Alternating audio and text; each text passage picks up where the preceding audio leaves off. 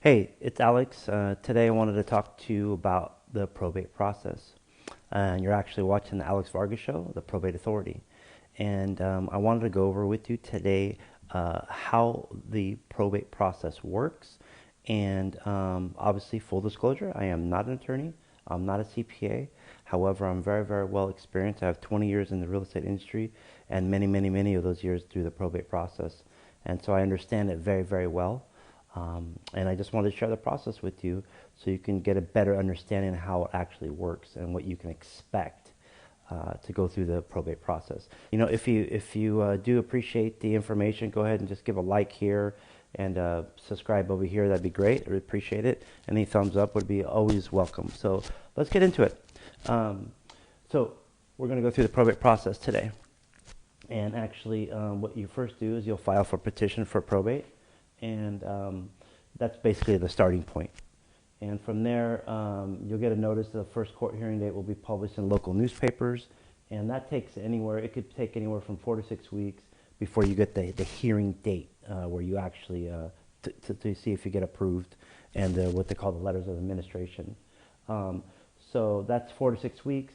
We go to here around about 2 months into the process. Oh, by the way, this is pre-COVID, and so right now we're in February 2021, and there are some delays still through the probate process. So this is basically based on a perfect world where everything's open, like the courts are open, the attorneys are working, the judges are working, etc. But right now, there are some delays for sure, depending on what county you're in. So anyways, in a perfect world, it's around about 2 months, and you would get the letters of testimony are issued from the court, showing that if it's full authority, which is right here, you would get an order from the court for probate, and you get the duties and liability for the PR, which would be you or someone you may know. And then also there potentially could be a bond issued for that. Now, once you get approved, there are some forms that you are submitted. The attorney sends you, or if you're going to be acting what they call in pro per, which means that you would be acting as the attorney of fact for the estate. Now, there's two different things, right? You could do in pro per, which you're acting as, like I mentioned, as the attorney of fact, or you hire an attorney, which is, I think, the best thing to do because it's a lot easier. And really the most important thing for you is your time. That's what I believe anyway. Time is a commodity here. Anyways, so these are some forms that you would get through the probate process. You'd gather the assets, bank statements, 401ks, any stocks, bonds, etc. that you locate those. You file inventory. Inventory is like to the houses or any personal property, jewelry, watches, china, cars, etc. All the personal property. You take that personal inventory of the property and get a value of that. And it's just what you believe is to be the best value, and you just have to do your best. It's not super accurate. However, you just have to do your very, very best. You would the forms for appraisal, which is the referee. You get notice to creditors to let them know you're going through the probate process and that they will be paid out at the distribution. You would also get allowance and or rejection of the creditors of credit claims, and around 90 days you would get the letters of administration around about, and then send a notice to the federal tax board, FTB, and the Department of Healthcare and any victim compensation boards, things like that, just to make sure that those are going to be paid out if there's anything to be paid out at all.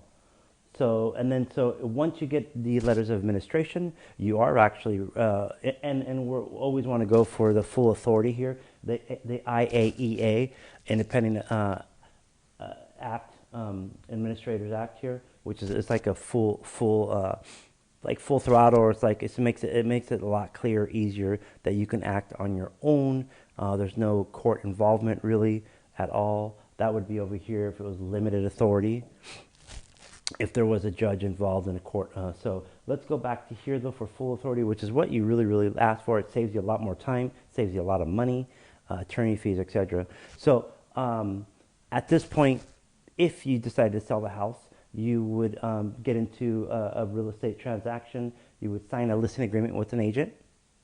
You would then the agent would market the property to many investors or cash buyers and or traditional end users, depending on the condition of the house. It really, just depends.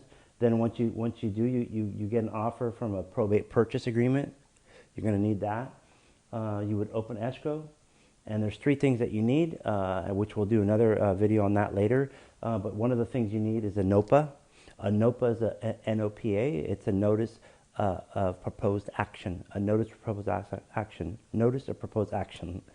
And that form, if there's several heirs of the estate, let's say there's 6 heirs of the estate, and they're all on the same page. You send out a notice of proposed action after you got an accepted offer, and you send out a notice of proposed action to all the heirs of the estate, creditors, etc. And as long as all the heirs of the estate are on the same page, they have 15 days to sign the notice of proposed action saying that we're going to sell the house. It's a notice of the proposed action is to sell the house. So the heirs will go, yeah, we agree, let's sign it. If they don't sign after 15 days, that's their answer. No response is a response. They're not contesting it, so everything goes through. There's also what's called a waiver, a NOPA, a waiver where, again, if all the heirs on the estate are in accordance and everybody agrees, then you could do a waiver and basically close in 3, 5, 7 days, 30 days, whatever you want. So that's pretty cool. You'll need that. You also need a state EIN number for the funds. All the funds will go into that estate account, bank account. Yeah. So then you open up the state account, and then we close escrow. COE is close of escrow. So over here, again, just to be clear, I'm not an attorney and or CPA, so I highly advise that you reach out to your CPA and or attorney and talk and ask them about the inherited taxes. There's a Prop 58 and 193. Those are important for you to check out, CPA. And then what the capital gains are, estate taxes, and Form 706. Those are all important things you should ask your attorney and CPA. Really highly recommend that. Now, this all happens about 6 months here. And then if it was the limited authority, you would there's a thing where the referee goes out to value the house. It's like their appraisal, and it's really for me. I think it's a kind of a joke actually, because you're going to pay probably up to $600 for that, and they don't ever go into the house. So it's really not a very accurate picture of the real value of the house. A lot of these houses in probate are in quite bad condition. A lot of the ones I've seen over the many years. And I'm not saying all of them, however, a lot of them are. Anyway, so the referee, appraiser, just basically, if lucky, does a drive-by in his car, if lucky. Or they'll just do an automated value marketing, which is just like a pull comps online, and they'll charge you for that. So they'll give you the highest value, but they never went in the house to see if it's in what condition it's actually in. They'll just base it off the highest value of what's selling in the area, which is completely inaccurate. What we do, if it's in really bad shape, we will take pictures. We'll submit the pictures to the attorney to submit to the judge to get an accurate value. Anyways, on limited authority, you base it off the value. I was going a little tangent there. But you have to be at 90% of the a referee's value. So whatever, let's say it's $100,000 or $1 million, you'd have to be, it has to be within $90,000 there, roughly, of the appraised value. The buyers would have to put 10% earnest money deposit into the court to hold. The offers have to be published in a newspaper for sale once they accept an offer. We report the sale, the petition for order confirming sale. Basically, we have to go to court. The judge have to oversee everything. They have to approve everything for you. And there will be a notice to buyer, beneficiaries, and others interested parties for what's called a court confirmation overbid procedure. There is an overbid procedure on limited authority. We're doing one right now where that we had 20 offers on this property. The highest offer was $691.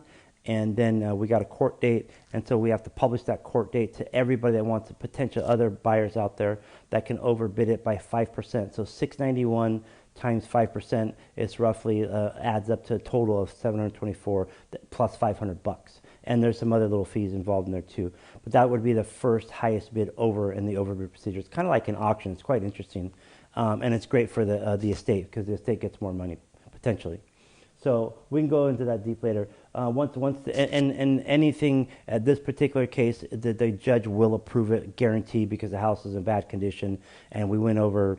I think it was $94,000 over the asking price, which is crazy. That's how hot the market here is in Southern California right now. So highly suggest you sell the house. I mean, if you're looking to sell, do it now because it's crazy out there. It's nuts. So anyways, court confirmation, overbid procedure. We get the court order saying they approved it, and then we close escrow. You're gonna petition the court for final distribution and accounting. And then we get the court hearing, and basically at that point you get a receipt. You get a receipt of the distribution, ex parte petition for discharge, and you close the case, and it's an end of probate. So, that's pretty much it. I'm going to be doing some more videos on each specific option here and part of the probate process, just to get a little deeper. But I just wanted to give you a very quick idea here of how the probate process works. Oh, by the way, this is Southern California, for Southern California only at this point. I'm sure it's quite similar in other states, but we practice here. I'm a licensed realtor here in the state of California and have been for 20 years. So again, Alex Vargas, this is Alex Vargas Show. I'm the Probate Authority here. I'm looking forward to hearing from you. My direct number is area code 714-269-8775. If you have any questions, I'm definitely here to answer for free. And again, subscribe and leave comments, and we'll go from there. Take care, and I wish you the very best. Talk soon.